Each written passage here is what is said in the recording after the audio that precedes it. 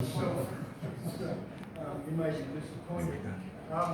Look, as far as the book is concerned, I was fascinated by the story of the fall of the Good evening. The breakfast library and foyer area are now closed. We request that all patrons exit the building now. Reminding all patrons the breakfast library and foyer are now closed.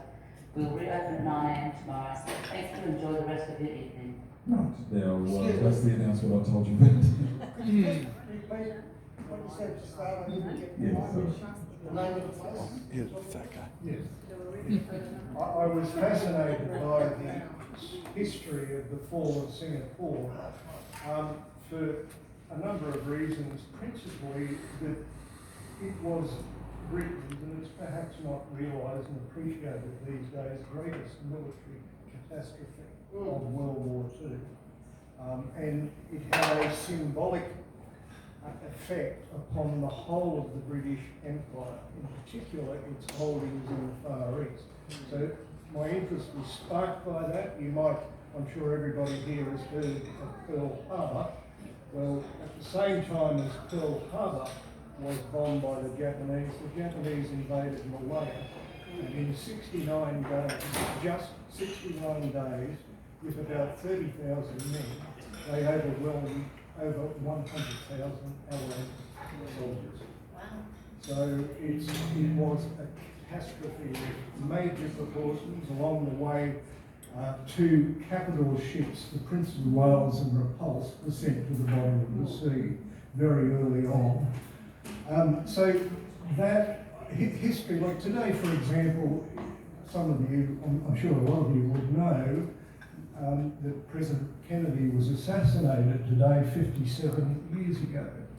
And I'll never forget that day. I was only 13 at the time, but events like that do impregnate themselves upon your consciousness and they stay with you. That was certainly one that I will never forget. 9/11 is obviously another one. But this particular event inspired a search into that history, some of the characters from that history, and then fashioned out of it was a story.